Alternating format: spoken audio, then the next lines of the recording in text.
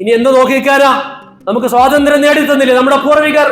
ഇവന്മാരെക്കാൾ വലിയ അധികാരികളിൽ നിന്ന് ഇവിടുത്തെ ഹൈന്ദവരും ക്രൈസ്തവരും മുസൽമാനും എല്ലാം ഒരുമിച്ച് നിന്നുകൊണ്ട് വെള്ളക്കാർക്കെതിരെ വൈദേശിക ശക്തികൾക്കെതിരെ പോരാടിയിട്ട് സ്വാതന്ത്ര്യം നേടിയിട്ടെങ്കിൽ അത്രത്തോളൊന്നും വരൂല ഏതായാലും ഇവര്. അതുകൊണ്ട് ഇനിയുള്ളത് പോരാട്ടത്തിന്റെ നാളുകളാണ്. ഏറ്റവും അവസാനം ഇപ്പോ വഖഫിലാണ് നമ്മൾ വഖഫായി നിൽക്കുന്നത്.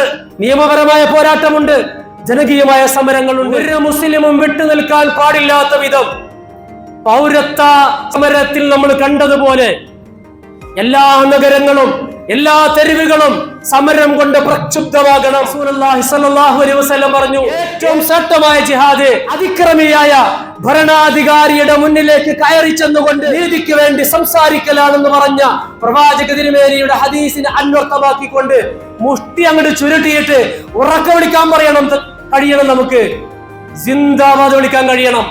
അങ്ങനെ അടിയറവാക്കാൻ പറ്റിയതൊന്നുമല്ല. നമ്മുടെ പള്ളി നമുക്ക് നഷ്ടപ്പെടുമ്പോ ബാബരി നഷ്ടപ്പെട്ടു, അതിലെങ്കിലും അവസാനിക്കുമെന്ന് വിചാരിച്ചു. ഇപ്പൊ നഷ്ടപ്പെടാൻ പോകുന്നത് കേവലം ഒരു പള്ളിയല്ല എന്ന് നമ്മൾ തിരിച്ചറിയണം.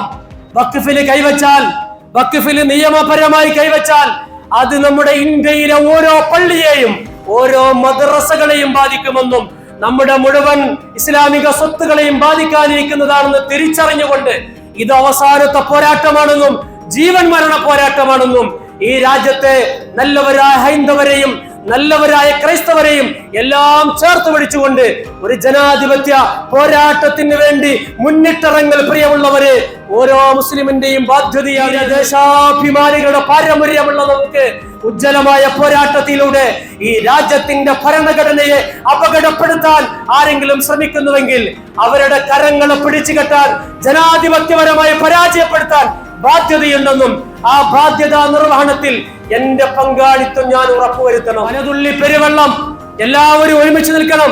ഒരാൾ പോലും എന്റെ പങ്കാളിത്തം ഞാൻ ഉറപ്പുവരുത്തുമെന്ന് ചിന്തിച്ചുകൊണ്ട് ഇനി ഇവിടെ നിന്ന് അങ്ങോട്ടുള്ള എല്ലാ പോരാട്ടത്തിലും ഉറക്ക വിളിക്കണം. അങ്ങകലെ നമ്മുടെ ഭരണശിരാ കേന്ദ്രത്തിലെത്തണം.